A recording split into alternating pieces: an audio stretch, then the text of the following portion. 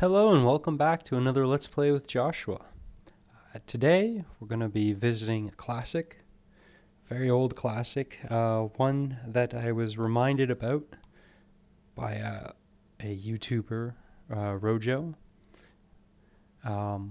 This game, I originally watched my father play its sequel, Wizardry 7, but we're going to be going back and playing the original to the trilogy, Wizardry 6, the Bane of the Cosmic Forge. Now, it's going to be a little dated. It's a little bit of an older game. Graphics still hold up for the time, though they are definitely not up to modern standards. So if you like old RPGs, welcome aboard. So, a few minor things that we should probably go over is just the interface, and a few customizations. Like other people, I have a map mod running in the background that you'll see shortly once we get started. But I haven't done any of the bug fixes for carrying capacity, for the large spells that sometimes just don't work. I wanted to stay true to the original game as much as I could without wanting to pull my hair out, because the map mod is very much needed in my opinion. It's just a quality of life thing that you can't really get around, in my opinion. I'm sure people did a long time ago though. So let's quickly take a look at the character menu. It's very painful process making characters if you want to be min-maxed. And unfortunately, I very much so want it to be min-maxed, but we'll go through a quick run-through. I'm using a Xbox One controller for this, using anti-micro in the background to be able to operate it. So, say we wanted to make a generic human fighter. Okay, that's a pretty good roll. 14 is pretty good. Not what I would aim for. I would aim for 18 and higher. Just even though it takes a lot more time, you're going to need the stats for some basic elements of this game. So a human fighter is easy enough to make. All we need is 12 strength. Human starts with 8, I believe. If I pull up my book here. So the stats, yeah. No, human starts with 9. Now, something to keep in mind is when you're rolling a character, male and female does make a difference. Females take a 2 strength penalty, but get a +1 to personality and to karma. What karma does in this game or 7 is beyond me. Honestly, haven't got a clue. But you know what? That's okay. We will either find out or we won't. As for strength isn't used for as much. It's used for carrying capacity, which is extremely important because on creation you're going to be dealing with that, getting your carrying capacity on creation.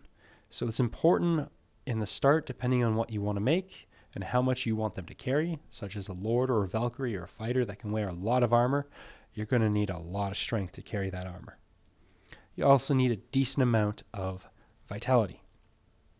For every point of strength, you get a carrying capacity of 9 per point and 4.5 carrying capacity per point in vitality.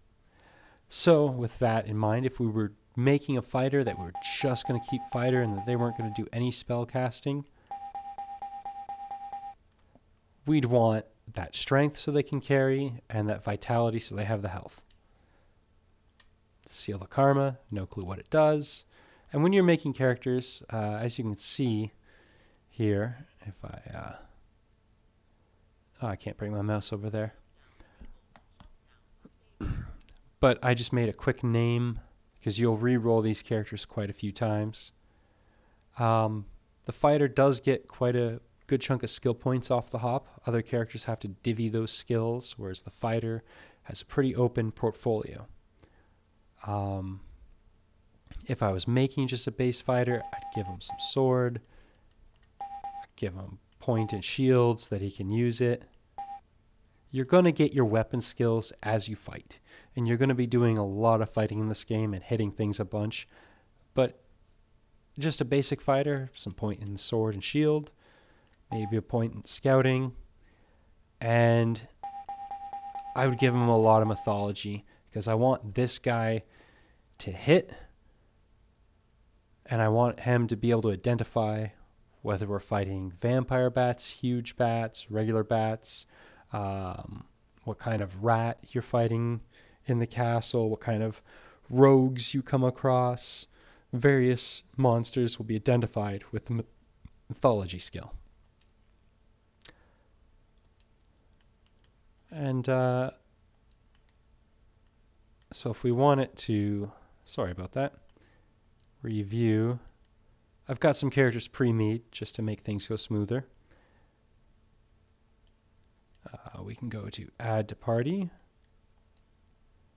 review, and we can see we've got a pretty strong carrying capacity of 279, which late game you need that for the armor. Mid game you don't need it till too much more than, I'd say, 250, 200. Depends on what you want to wear. Depends on if you want to carry a lot of items with that character as well. But I'm not interested in that character. What I ended up making was several priests, 2 priests, 2 mages, and 2 alchemists. Because along with carrying capacity, your mana regeneration is on character creation. So I'll get into that shortly.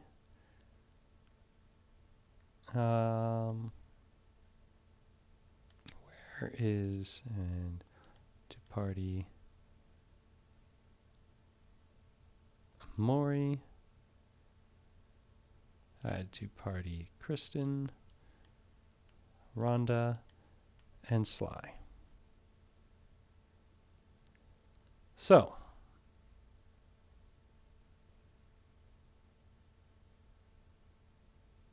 start game. Hopefully this doesn't override my save.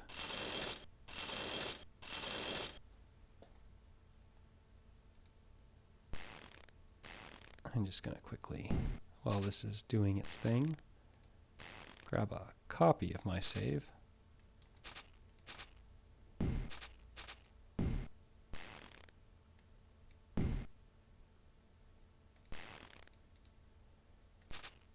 There we go, just in case there's any funny business or I make any mistakes.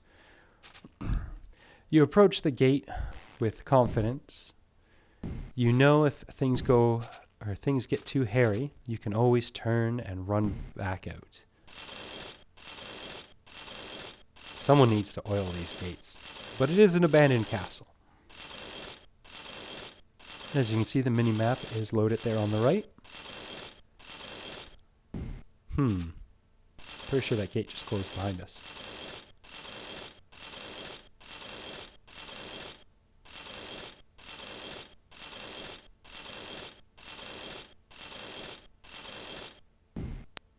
You are in the entrance chamber of the castle.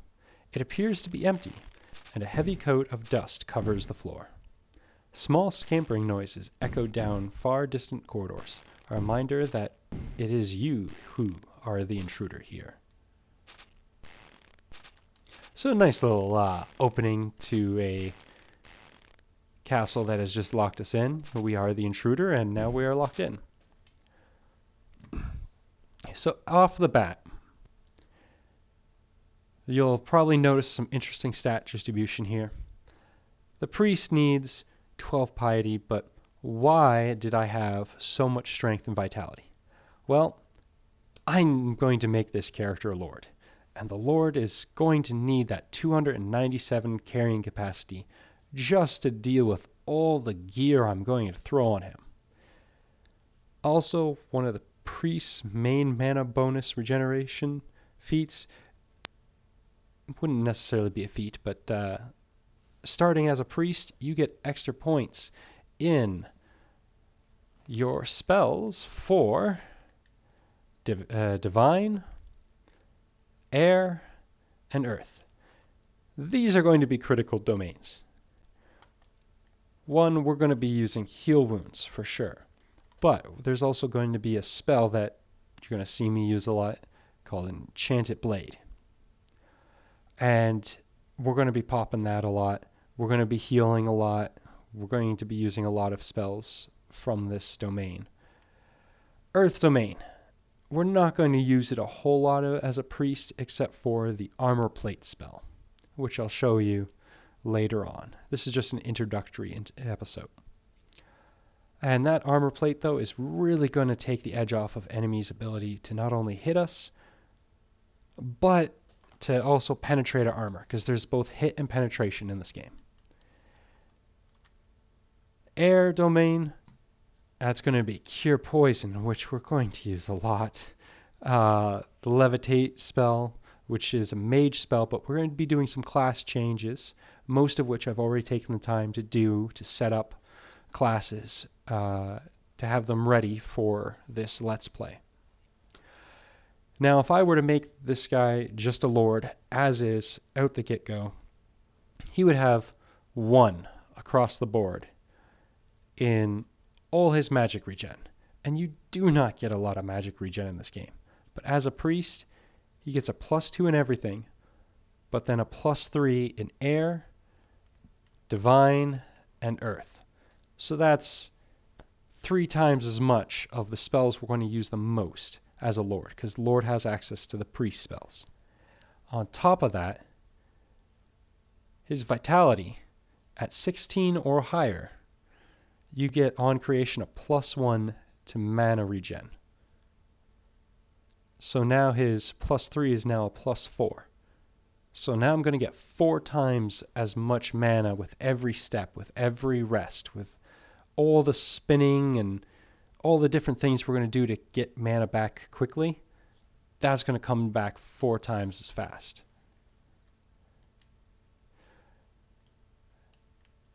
Likewise, with our fairy ninja in the making, Kane here. Kane's special magical domains are earth, fire, and air. And we are going to be using that a lot to get our alchemist going and to do like ridiculous damage. Some of my favorite spells for this class is Firebomb of the Fire Domain, Acid Bomb, because these create a lingering cloud that does damage round after round. I believe in Wizardry 6 it's only 1 additional round, but I could be mistaken, whereas in Wizardry 7 it's multiple rounds based on the power level, which is those little dice you see there. Then we got Mori, our samurai in the making.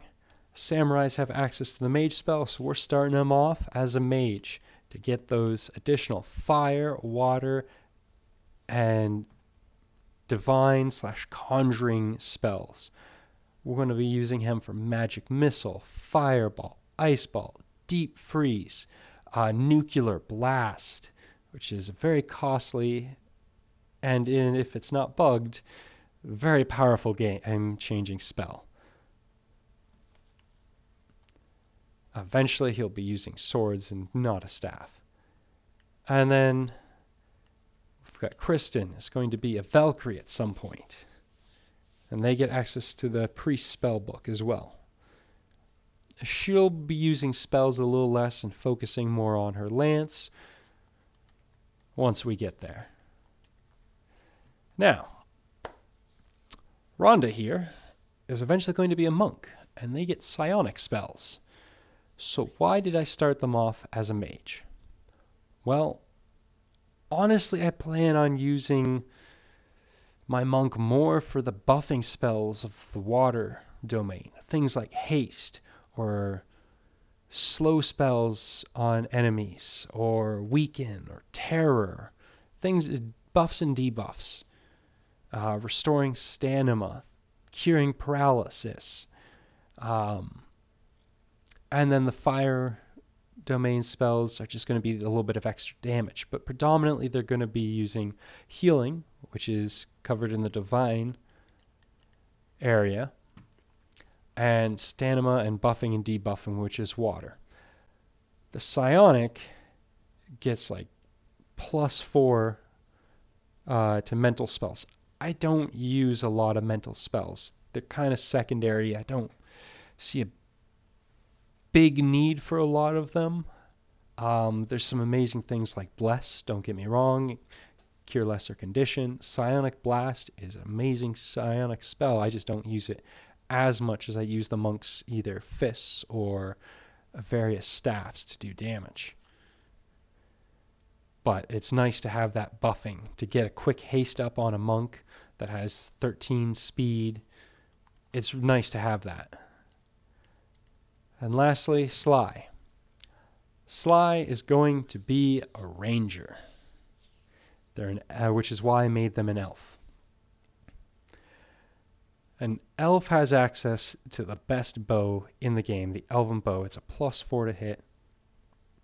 It's going to be quite effective. It's pretty rare weapon in this game, and it's not as powerful as some other options like the Spear of Death or making them a bard and using all the various instruments, but I really wanted to use a ranger that just shot from the back row. And this is the one character that I really didn't make a big point of getting a lot of strength with, because they're just going to carry some minor armor and some bundles of arrows that are like 20 pounds at 100. So I'm just like, you know what? Last character, let's just get it done. They also are going to fill the role of our thief. So I'll be training them in a few different skills once they become available.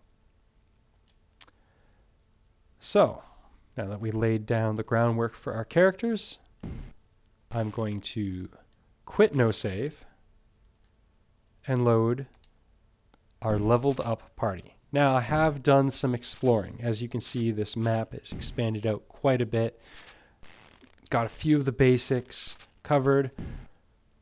As you can see, we've got our Lord Rojo here, who's done quite a nice bit of level up in the background so that later on I can do some class switching and cycle him through ninja, samurai, monk to get a few additional spell domains.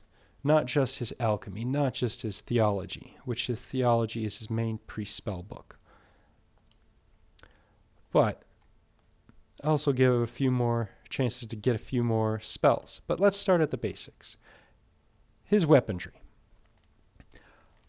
I plan on giving him swords and maces and flails. So that's what I've been working on mainly with him. Shield for a while, and he has that shield if he does some class changes, because you lose your additional rounds of hitting, and you also lose typically some speed or dexterity, which you need to get additional strikes on those additional rounds. Into his physical skills, he's got some scouting from switching to a ranger. I believe he went priest, fighter, ranger, then lord, to get back to a lord, just because you have to stat reset quite a bit. His ordinary is his ability to do spells, or to speak those spells, which is why they can be silenced. You'll learn more about that later. His ninjutsu he picked up from being a ranger, and that's a skill you're going to see me practice a lot until everyone hits 100. Because in the late game, you need a high ninjutsu in order to get that hiding off and just get out of sight quickly. Because later on, they're going to be hitting you with the spells, abilities, all kinds of nasty damage that can, like, just pure damage or critical hits that can KO your character in just one simple hit. On to academics.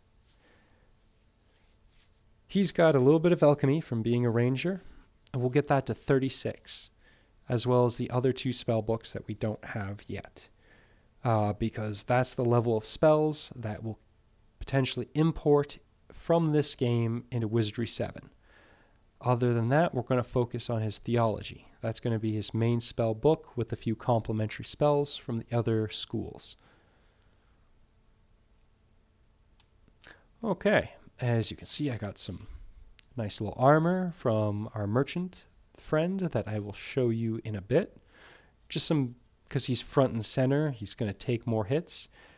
This game features a 3 front row, a 3 back row, which I'll get into more details as we go.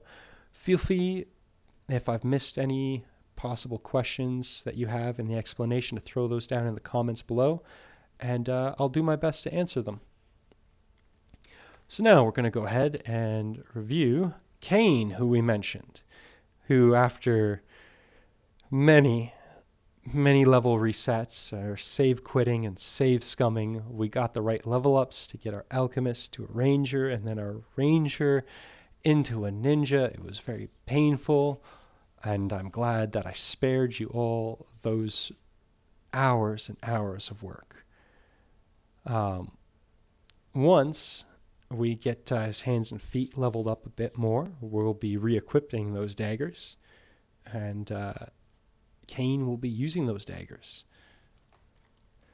Oh, I just noticed I skipped over some spells with Rojo. Rojo has picked up a few alchemists and priest spells.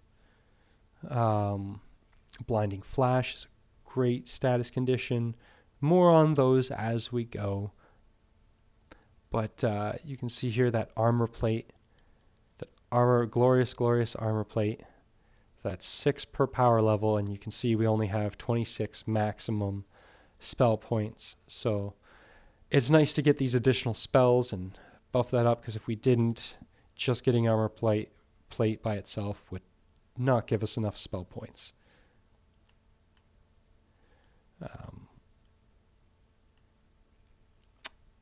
I got Cure Poison, because we're going to need it. Enchanted Blades, because we know we're going to need it. And yeah, back to Kane. So Kane is going to be mainly our wands and daggers. Fairies get access to some pretty powerful stuff. Eventually, I think there's a... I'm trying to blank on it. The Rod of Sprites, I think it's called. Very powerful weapon for fairies, exclusive to that race. Very few weapons that are race exclusive. Typically fairies can't use most weaponry, such as like full plate or broadswords. They're too small to use them. Ninjutsu. It's so important for your ninja, because as their ninjutsu goes up and their levels go up, their armor class is going to drop. So even though they don't wear a lot of stuff like a lord, they can have way lower armor class than a lord. That being said, if they do get hit, oh boy, that sword is going right through them, and there isn't much you can do about it. Whereas if the lord gets hit, you still got to get through that breastplate. And then academic alchemy. Now there's another, the very bottom of this list, Kritsu. That is their ability to critical hit. Once I get their spell books finished, I'm going to be maxing that out with all my points on level ups that I can get. Because at 100 of 100, you have a 20% chance to just outright kill something on a hit. Not even to do a lot of damage. You can do 1 damage, take off a pinky, and they bleed out from that. It's an amazingly powerful skill, especially once you get your speed and dexterity, your levels, and your weapon proficiency up, and you're able to get additional rounds of attacks as well as additional rounds. It can be very beneficial to those that have 2 weapon, such as 2 daggers or your hands and feet. We got Mori. Mori Mori is inspired by my friend's Pathfinder character that is a guest alt between a magus and a sword saint samurai. And that's why I have my samurai named Mori. Very amazing little troublemaker samurai in our Pathfinder group that is just known for one-shotting things in Pathfinder because it's just spells on sword, sword doing a lot of damage, magic doing a lot of damage all in one hit. But like Mori, or like that Mori, this Mori also has issues with armor and getting hit. So we're going to be using a lot of hiding as well to avoid being hit and get those nasty surprise attacks. So we can get that double damage and try to be like our Pathfinder friend Smori. Kristen here. This is my dwarf Valkyrie, and she's not very strong right now. But a Valkyrie with Maenad's lance can be nasty. That thing does a lot more damage than it has any right to do. And I look forward to being able to add that to my inventory and watch her go to town on this landscape with that. A nice little thing in Wizardry 7 is the Maenad's lance also provides regen, which is always just amazing to have. Rhonda. Rhonda is a ranger currently. We need a couple more level ups to be able to get those monk stats. If I'm not mistaken, we're actually on the way to becoming a Valkyrie so we can become a monk because the Mook race stat distribution is not kind for getting a monk. Very, very difficult. If I'm not mistaken here, we need, yes, one more point of piety. And I'll get into a breakdown of the stats, too, shortly. But that additional point of piety will get us the minimum we need to become a Valkyrie. And then from a Valkyrie, we have an easier chance of getting better stats on level up and becoming a monk. Because currently we would need 13 strength, 13 piety, and 13 speed to become a monk. And we're not getting that for like another 5 level ups for this ranger. And I very much so want to be a Valkyrie before we get to level 11. Because with each level up, you need double the base up to level 12. Where it gets a little different. It's just a base 400,000 or whatever it is roughly for each character.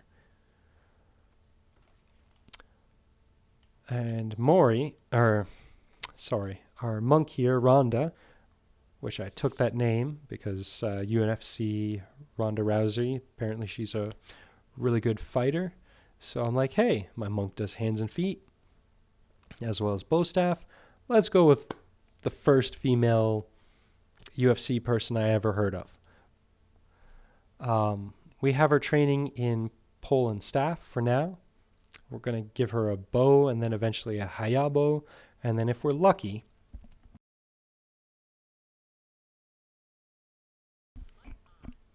eventually a Zadachi bow, which is a 1 in 500 drop from Pit Fiends in the late game. But that thing is a monster. We got some ninjutsu because on every one of the characters, but like our ninja, the monks get a better armor class with the more ninjutsu they have. So we're definitely going to be hiding a lot. And we started off as a mage, so we have high thaumaturgy. And we're going to use that to pick up a few more spells before we get into the monk spell list. But we also have 18 alchemy because we were picking up some ranger spells that I wanted. Blinding Flash, Itching Skin, Poison, a few different things to balance out the spell list availability of the monk and the mage. Just gives us some more wiggle room when we need Cure Poison later. and a few other spells. And lastly, Sly, our ninja. Took a while to get here, but we're going to make them a ninja. Eventually, we're going to double back onto Ranger. But I really want this character to pick up a lot of our damage spells, which is why I initially made them an alchemist. It's because that earth, fire, and air domain bonus on mana regen hold some of the most powerful and devastating group attacking spells. I'm talking Fireball, Firebomb, Acid Bomb, Deadly Vapors. There's a few, but they escape me. Those are just kind of my favorites. A mix of the mage and the alchemist spells. They're very potent spells, and so having these domains regen faster so I can do more of the unique and deadly damaging spells is what I want this character to be when they're not using their bow. So that's just a breakdown of our characters. I'll quickly go over some stats. And strength, mainly for carrying capacity. You'll see, even though Rojo's back down to 13, he still has that 297 carrying capacity. Because once again, on creation, your carrying capacity is set. So now I can change him as many times, lose strength, and all that, and not have to worry. Strength, aside from carrying capacity, I forget what point it is, but I believe at somewhere around 12 or 14, every 2 points more that you get is an additional point of damage on a hit. So say he smashes with his War Scepter, right? And he gets a hit, starts doing damage. It's got the War Scepter, I think is like 1d6, something like that. So if he rolls a 4, currently he's going to get a plus nothing additional. But say he had 14 strength and the minimum for this additional damage was 12. On that roll of 4, he would go to a 5 for that additional damage.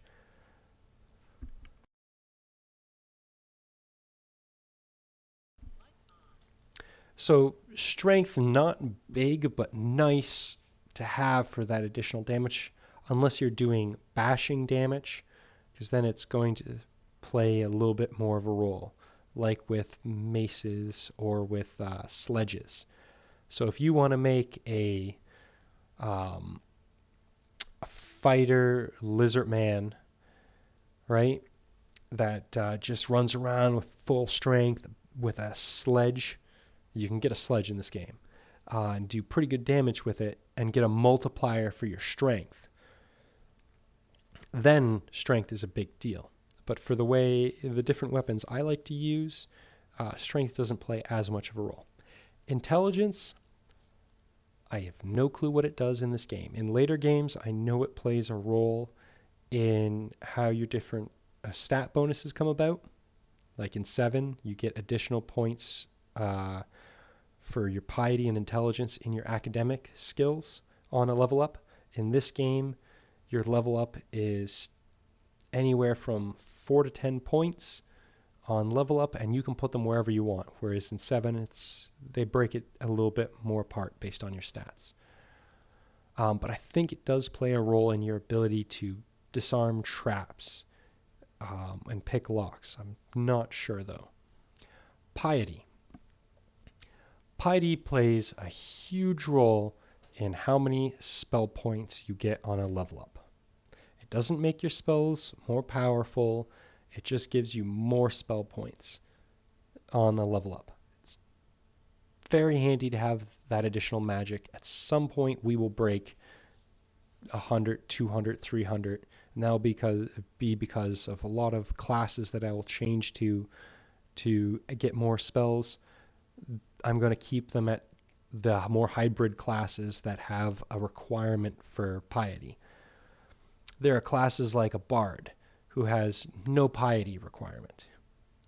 But your lord, your samurai, not your samurai doesn't. Your lord, your monk, your ninja, your Valkyrie all have piety requirements. Your samurai, I don't know why he doesn't. That's just the way it goes. Vitality. This is tied to your character being alive. This is your hit points. This is your stamina. Your additional hit points on level up are all tied to vitality. Also, if your character dies and has to be revived, which I will be doing everything I can to avoid having someone die. But if I had to revive someone with a potion of resurrection or using the resurrection spell, they would take a -1 to their vitality, which is devastating. Just devastating on level ups, because if you have to revive too many times, you won't be getting additional health points. Dexterity. So when we attack with a weapon, we have a round. How many attacks in that round you get with the weapon is based on your weapon skill and your dexterity. I'm not sure what the break point is, but the higher the dex, the more hits you're going to get off in a round. Your speed, your class, your rank in your class, and your weapon proficiency dictate how many rounds you'll get. So if you're maxed out, you can have, I think, up to like 4 different rounds between 2 different weapons with 3 attacks in each. So speed and dexterity are huge, especially when you start getting critical hits. Personality. Sorry, it does nothing in this game other than be a stat requirement for the Lord, and the stat requirement for a bard. Other than that, it's like an 8 stat requirement for any of the classes that need it, such as samurai, monk, bishop, priest. Priest has a requirement as well, I believe. Karma, no clue what it does. And yeah, so that's just a very long-winded breakdown of our characters and what we'll be doing.